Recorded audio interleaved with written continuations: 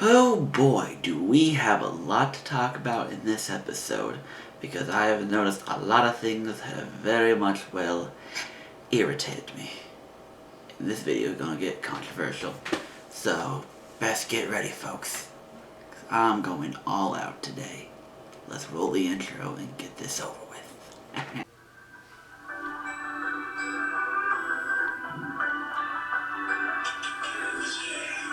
Hello everybody, and welcome to my NFL predictions of the 2020 NFL season. I'm your host, the Blind Canadian Cat. Feel free to call me Cody P. That is my birth name, and that's a name that does not offend me or trigger me in any way, shape, or form. Trust me, I've been called a lot worse. And before we begin, I do want to talk about a couple other things, because last week, like I said, irritated me. Before we begin, I know a lot of you are probably going to be thinking, why do I have the old Redskins logo in the thumbnail? Well, for the sake of Battle of the Beltway, and I could not think of any other legitimate title based on this slate of games. I said this in my week 1 video, I'll say it again. I have zero problem with Washington, the football team that is located in DC, changing the name. You want to change the name? Go ahead. But this is not what I had in mind. Granted, this is not my team. I don't control it. I don't make the rules. I'm just a fan watching. I'm just a fan of the team that happens to be in the same state.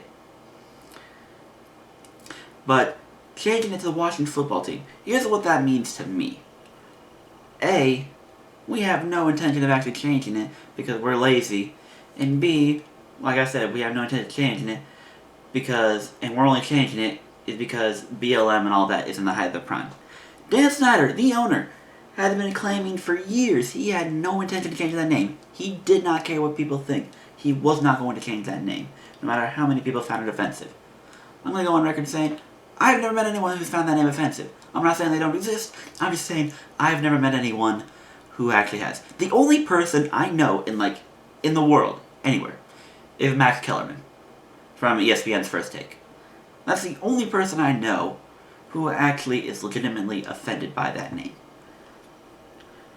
But, like I said, no, Dan Snyder and that franchise didn't budge on a name change until BLM was out in the prime, and all of a sudden, after hundreds and hundreds of years of existing, Black lives all of a sudden matter now, instead of all these years beforehand. Hey. I get it. We support you guys. We want... I'm not very good at talking political, so if I say something that gets misconstrued, I apologize in advance. But you people pick weird times or inconvenient times to make something overblown and a bigger deal. Yes, police brutality has been a problem, and it needs to be fixed. Yes, ongoing racism is a real thing, and needs to be fixed. But why now do all of a sudden people care? Yes, some people cared beforehand, but nowhere near to the extent of right now. And why now? Why some guy in Minneapolis who had his knee on the back of his neck for 8 to 9 minutes? Why then, when we have a history of lynching them just for disobeying an order? Why now? And yes, we've passed laws. Yes, we've done better as a community, as a society, as a nation. But it's ongoing. This stuff still happens. Why now? Why that man in Minnesota all of a sudden? But to me, and the way the world's approaching everything, with the voice actors stepping down from roles, removing mascots, changing school names from presidents who've been known to have slaves. Why now? Everyone seems to just be following a trend or something that's popular. BLM is popular. And above all else, why is everyone rioting and protesting and demanding all these things when we are allegedly under one of the worst pandemics the US and the world itself has faced in a very long time? Why now? The conveniency seems way overblown and unrealistic. Yes, these are problems to fix. But if you people legitimately believe in these problems, why start now? Why did you not start all the way back then? Why has this not been an ongoing fight for years and years and years? Nowhere near been public or voiced out loud. And going back to Dan Snyder does not care. He only did that name change because he was mob voted by BLM and the football players, who for the fact are not even being offended by the name. But whatever, that's not my place to judge, not my place to claim. I'm just saying, if they really cared about a name change and really cared about the name being actually offensive, they would have changed the name to an actual name. And thus far, I think Dan Snyder is lying and a coward, and I refuse to call them the Washington football team. That is why they will still be the Redskins until they come up with a real name. Wow. Okay. Now, another rant. We're going to get away from the outside football world, and I want to rant about the inside football world now, too. And I'm looking, first of all, I want to get at Doug Peterson. Speaking of cowards, Doug Peterson. I have it right here on my phone, because the NFL uploads highlights of their games onto YouTube. Always appreciated. You want to do, okay, with 19 seconds left in the game, you wanted to trot your kicker out on the field and try a, what was it? Would have been a 59-yard field goal. Your kicker has made 61 in the past, so there's no doubt in my mind he could make a field goal at the right time, on the right place. But then your offensive line, or whatever the line is, false starts. So now it's 4th and 12, with 19 seconds left on your own 49. You have 3 options, realistically. You can go for it, try to pick up the first down, and spike the ball, clock, and try to get a better field goal. You could B, take this chance on the field goal anyway. That ball's going to take 6, 7, 8 seconds to travel downfield. And at that rate, even if you missed it, the Bengals only get 10, 11, 12 seconds left to run any offense with no timeouts. And at worst, they'll be placed at what? The 45.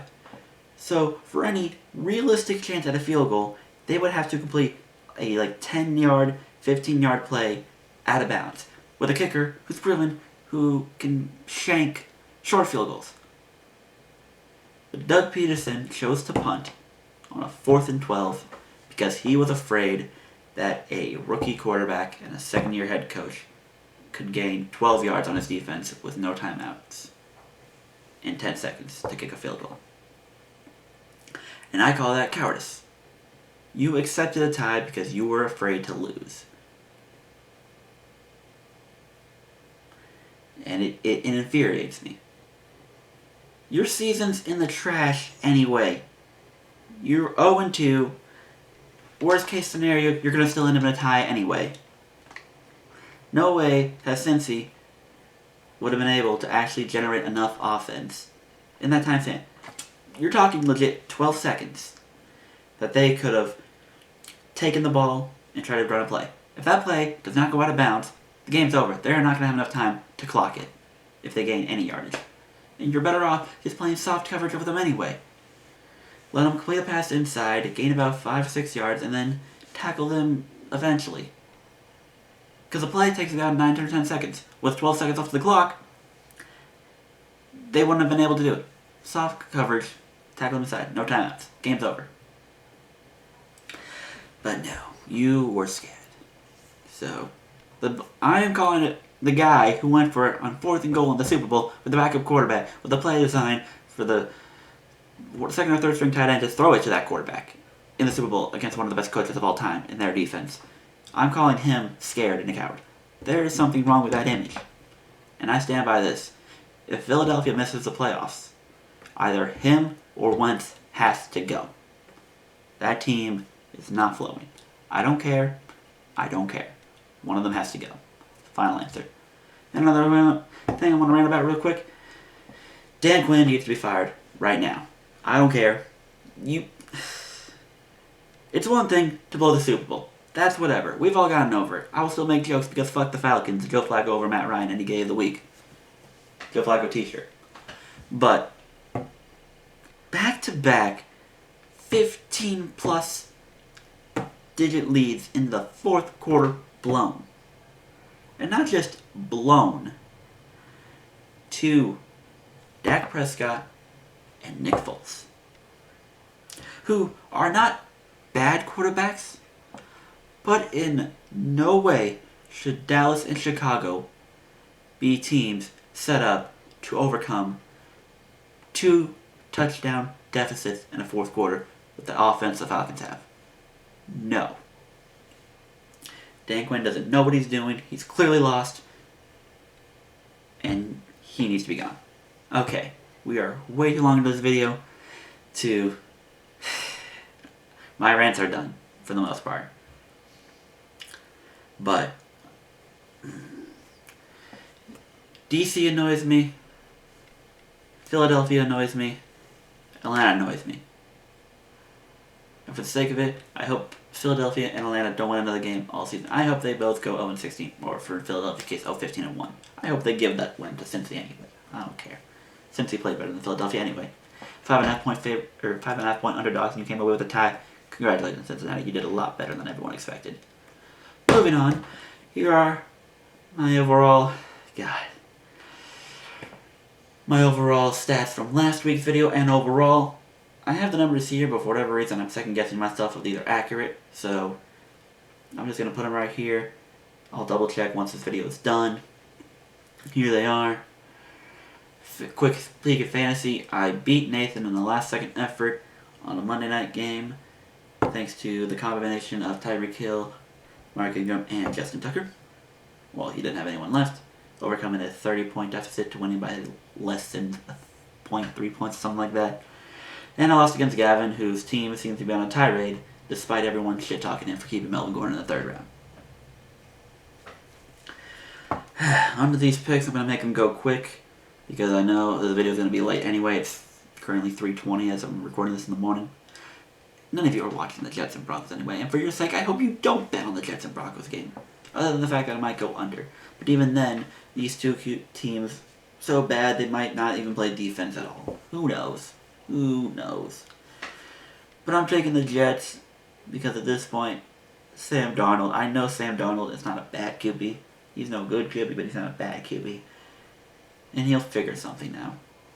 I'll give him that. He'll figure something out. I hope, at least, they can beat Brett Rippon. I, at the very least, hope that.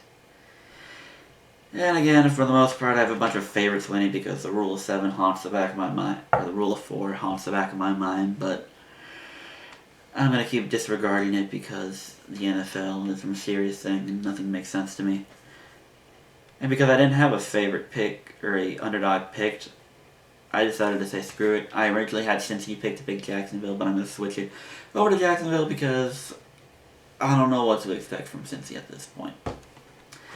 And I think Jacksonville is a better team than given credit for. They're not going to be 8-8, but they're a better team than given credit for. They will not finish as the worst team in football. Both New York teams, who don't even play in New York, have proved that. Baltimore revenge on DC, on the Skins. Rams revenge on the Giants. Both minus 13s, while scary, justifiable, and realistically should not be second guessed. Houston and Tampa to win, but they will not be able to cover because Houston and Minnesota, I don't know what the fuck's going on with that, with the whole shebang with Tennessee and Minnesota thing.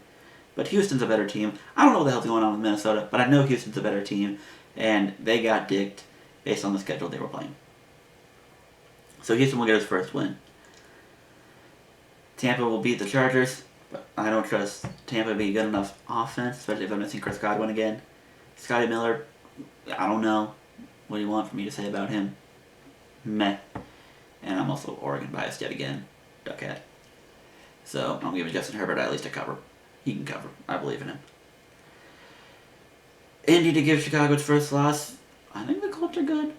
I don't know. Beating Minnesota kind of swayed me a little bit, but then again, I don't know how to feel about Minnesota anymore.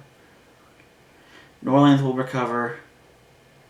I'm going to say Buffalo wins, but I have a sneaky suspicion Vegas will steal this one because Buffalo's coming on too high of an emotional roller coaster, especially after blowing a 28-3 lead and then having the ref, quote-unquote, save them and give them the lead at the last second. So, if I had a sneaky suspicion, I'd probably stay away from betting the Buffalo-Vegas game. Something tells me Vegas might upset that game. But I'll roll with Buffalo anyway. KC to win, beat New England, but New England will cover. I trust Bill Belichick too much. And now with Cam Newton, their offense is somewhat more respectable. I mean, I don't know what KC's defense is going to do. Clearly, they confused the hell out of Lamar, so we'll see what they do with Cam Newton. San Fran and Green Bay to obliterate Philadelphia and Atlanta because fuck Philadelphia, fuck Atlanta, fuck those teams, fire their head coaches. And then I don't know what the hell's going on with Pittsburgh, Tennessee. It's getting postponed. I don't know when.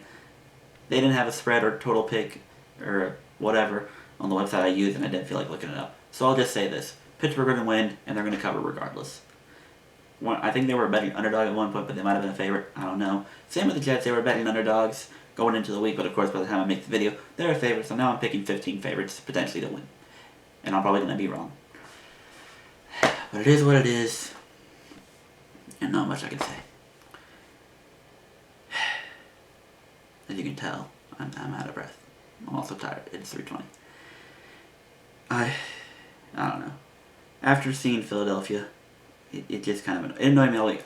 I'm not lying to you folks. I have this saved on my thing right here.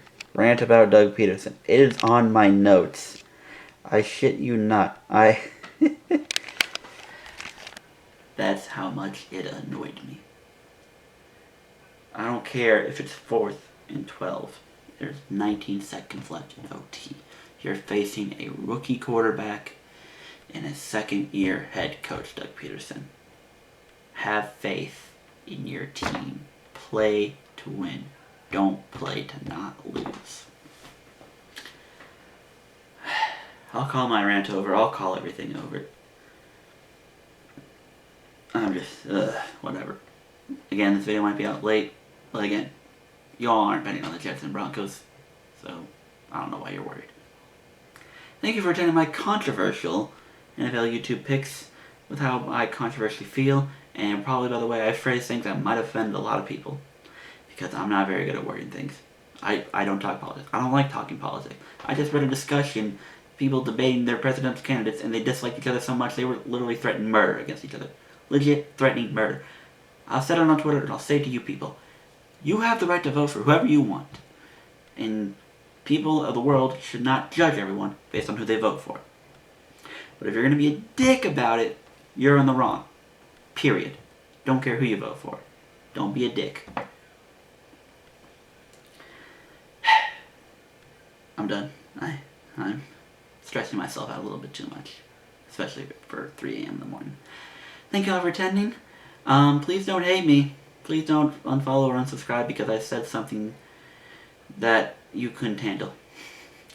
I'm just someone who sees what he sees, calls it what it is. I tried to get Jeremy to come say hi, but Jeremy's acting like some old head who doesn't know how technology works. It's not hard, Jeremy. You take your phone, you go like this, record, hi, these are my picks, I'm a Redskins fan, fuck you Baltimore, we're gonna win.